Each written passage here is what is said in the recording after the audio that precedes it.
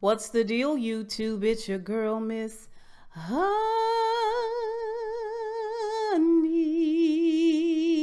Welcome back, welcome back, welcome back, welcome back. Welcome back to the channel, everybody. It's your girl, Miss Honey.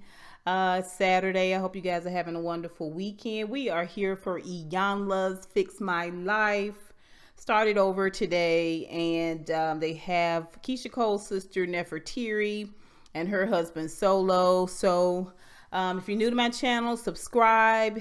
Remember to hit the thumbs up button. Let's talk about it down below.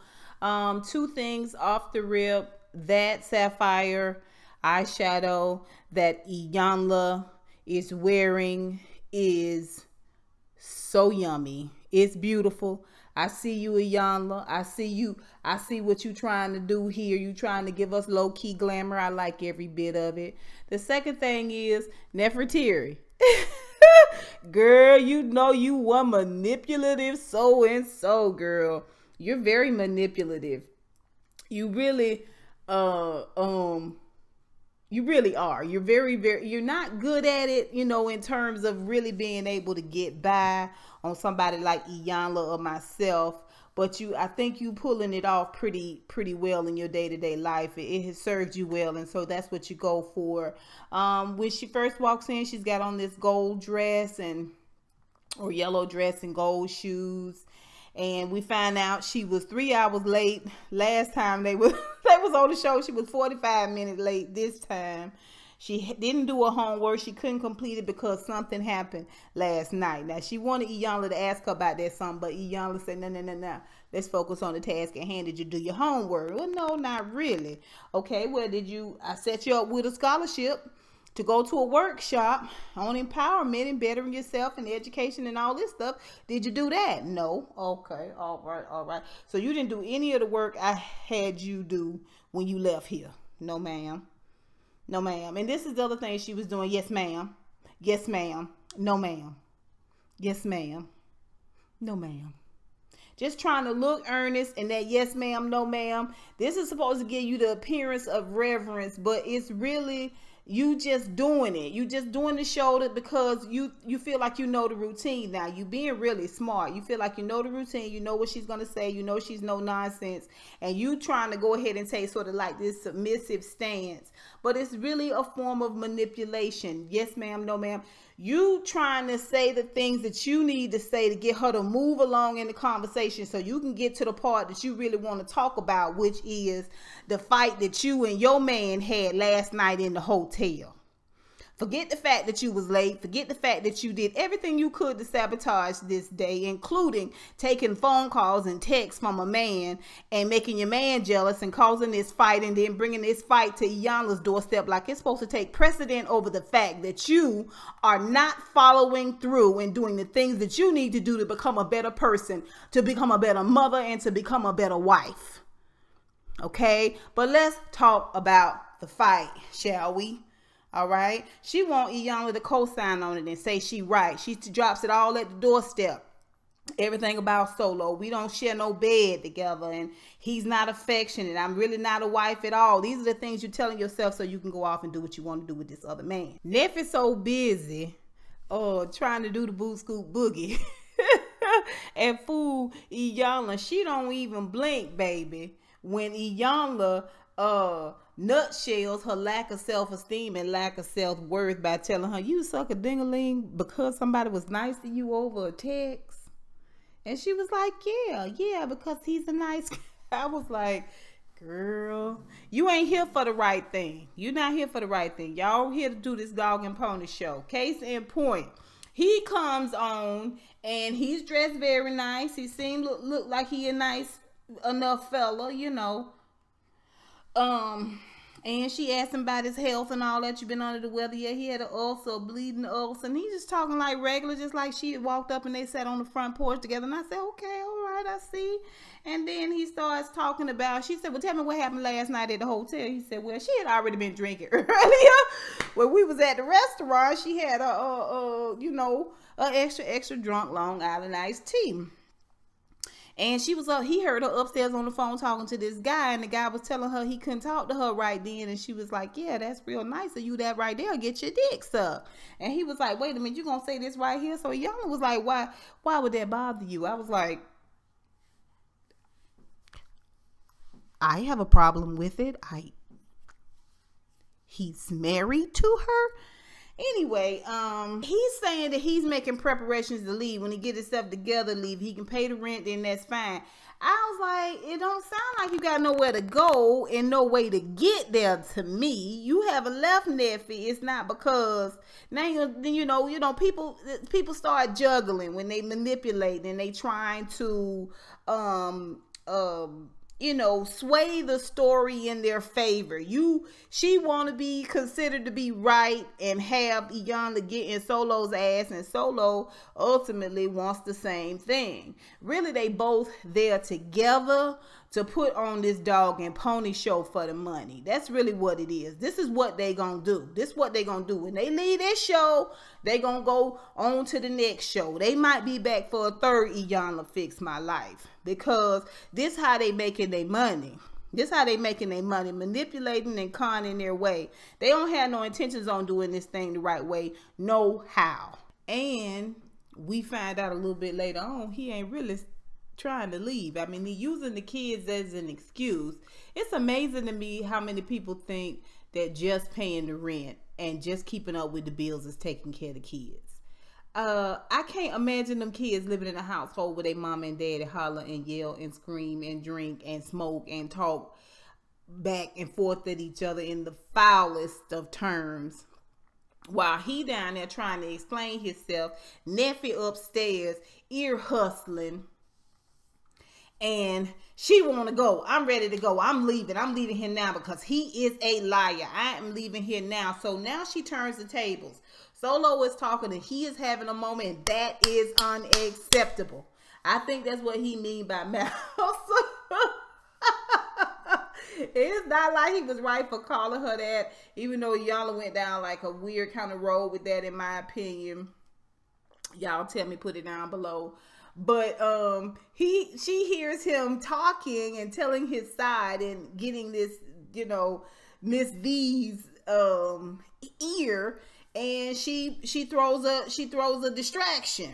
I'm ready to go. I'm ready to leave. She at the top of the stairs, and Iyanla said, "It's none of your business. Mind your business. You said your part. He got to say his part." And she done came up halfway the steps, and he down at the foot at the bottom of the steps. And I could tell when he started swinging his arms and walking back and forth, I knew he was finna poke the bear. He know she was riled up. He was finna expose her a little bit more by, hollering out little things and saying little things, little massa, and yeah, yes sir, yes sir. He knew it was just gonna wind her up and wind her up and wind her up more, and she was gonna explode. Now by this time, Iyanla done went all the way up the stairs and left him. He done went outside to smoke, and now she up there with Neffie going back over the conversation about why she would suck a penis, suck a cock for a kind word. She going back over it again. You already told your story. You already told your story. This is what I mean when I say we wrestle not against flesh and blood, but of principalities. And Iyanla says it in high places. Okay, not about the trajectory of where she was standing, but she had that spirit in her.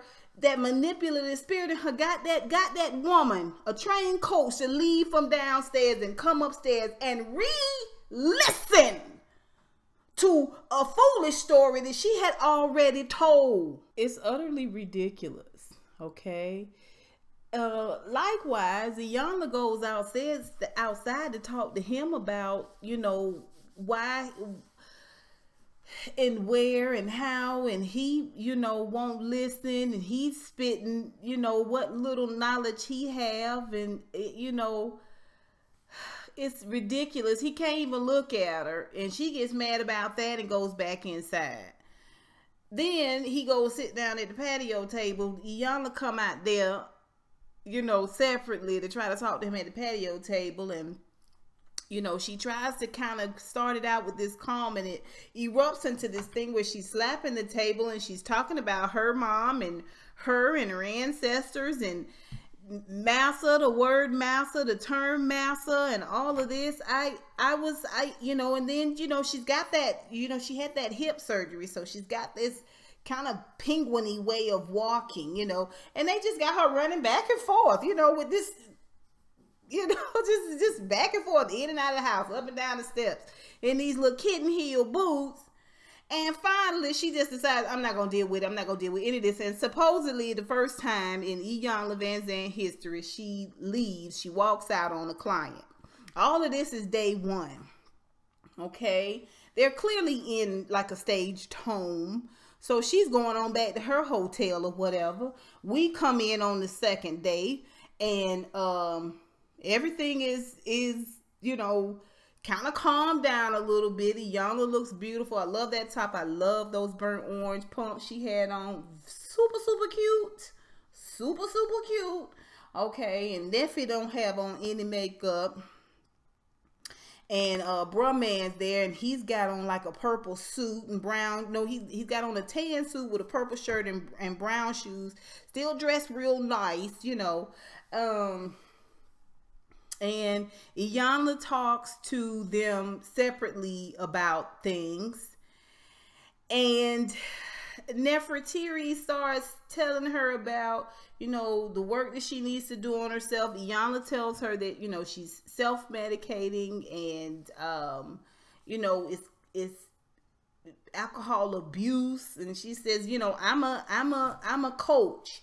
I'm not a mental health expert. I'm not able to diagnose you. I'm not able to write a prescription or to treat you for mental health. That's something you're going to have to pursue on your own, and I recommend that you do so. But first things first, you got to accept the fact that you may have this disorder. And I agree that she, you know, and she said, well, Neffie said I wasn't completely opposed to going back and, you know, doing, you were just trying to get more scholarship. You say you're just trying to get a little bit more something for yourself. That's why you're here. That's why you're here. It's not to work on the marriage because you would have did the homework. It's not to work on creating a better environment for your children, or you would slow the drinking down. You know what I'm saying? You guys would be doing what you're supposed to be doing, at least trying to do what you're supposed to be doing. Anyway, she goes back and she talks to him after Neffie.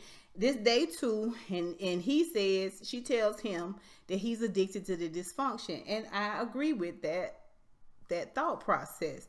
I think they both addicted to it, and they raising children that's going to be addicted to it. You know what I'm saying? Either your children are not going to be able to stand for somebody to raise their voice even in the slightest, okay, or they going to lose it one way or another, up or down, or they're going to be argumentative children because that's how they've learned to communicate.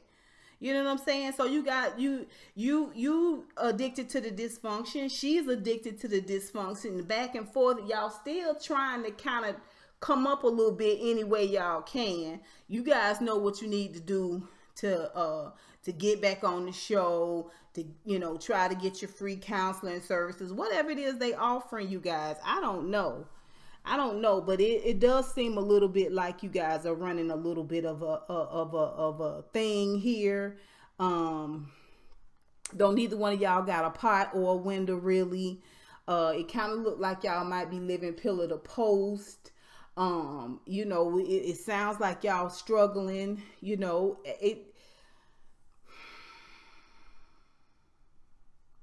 it's a mess. It's a mess. It's a mess. It's a big, fat, manipulative ball of mess. So she takes them for some practical application. I think that's what they call it. You know, it really is sort of an example of what's really going on. 2 glasses full of dirt, and she puts 2 different kinds of dirt, I think, and she puts water in both glasses and has them both separately pour them into the bowl. And, you know, she was like, you took your dirty water and his dirty water, and you just got a soupy sewage mess. He did say that he knew that she had a lot of issues and that he really thought he could help her. First of all, if you meet a broken person, that means you're a you meet and you're attracted to a broken person, that makes you a broken person. because no one's able to fix the other person. That's just something you tell yourself. Family, no family. You know what I'm saying? Like, y'all know each other. Y'all know like spirits know each other, and they congregate. They like to be together. Okay. It kind of went off weird to me. It kind of went off without any resolve. I don't know that there can be resolve.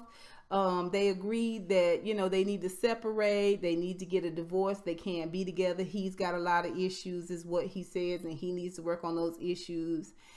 She obviously has quite a few things going on. There was some rape in his past. I don't know if it was him that was raped. I didn't see the first season that they were on. The first time they were on the show.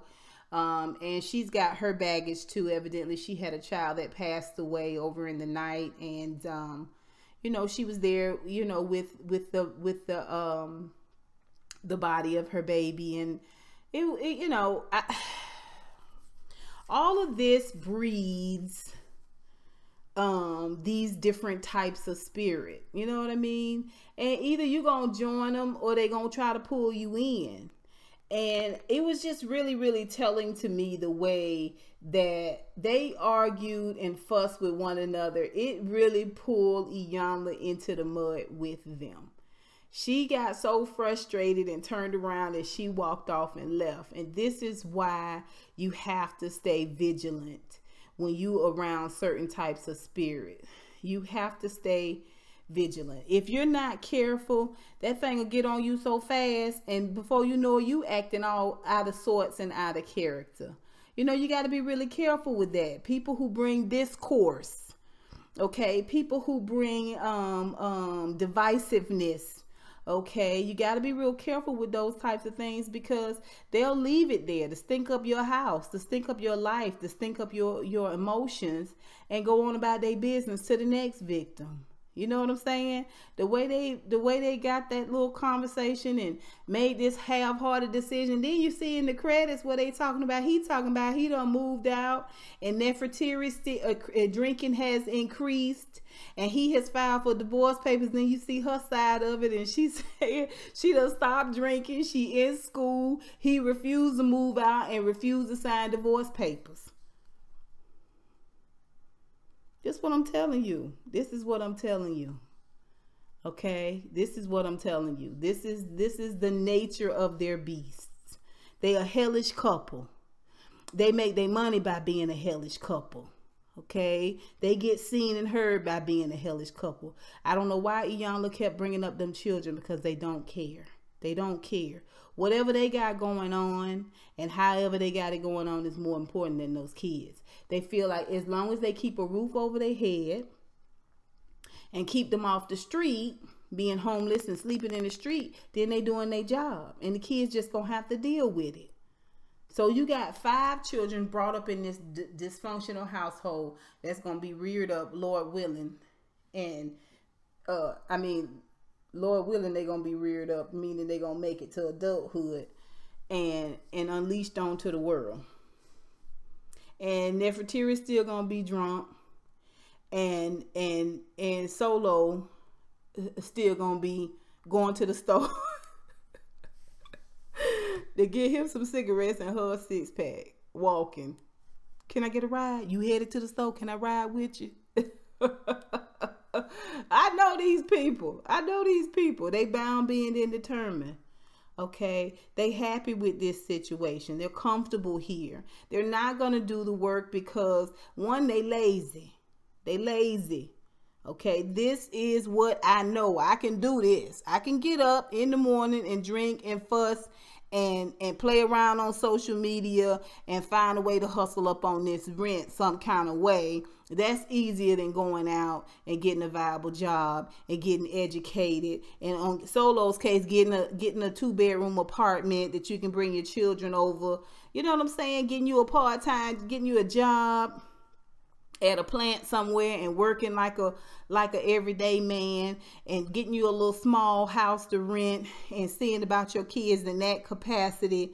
It's much easier to sit around drinking and smoking with Neffie and arguing like a bunch of drunk cats than it is for you to go out and do what's right. These are people who profiting from the hell and dysfunction in their own life. And they happy with that. They happy with that. Don't buy into it. Don't buy into it. And don't let none of that stink get on you. I'm just telling you for your own life. This is my review for Iyanla, Van Zandt Fix My Life, Neffie, and Soullow. I'm going to tell y'all something about manipulation. This is what I'm saying. You judge people on the spirit of a thing. You meet people that's running them games, that's playing them yes ma'am, yes ma'am, yes ma'am, yes ma'am, no ma'am, yes ma'am. Yeah, you trying to convince me that you respectful, that you humble, okay, that you have some humility, and that you're listening, and you just playing the game, trying to make it to the end. Same thing with him. She told me to amp it up. We got to get this money. We got to get this rent money. We got to make it count. All right. So I'm pushing all the buttons. You know, when you press a little bit harder, he comes off a little bit more seeming like he's trying to do things a little bit better, at least in theory. But at the end of the day, it's all the same. He's of the same spirit. He's manipulative as well. Okay, he manipulates her. He's manipulating the situation. When they each tell their story, they tell it from this victimized standpoint. They killing me. It's killing me.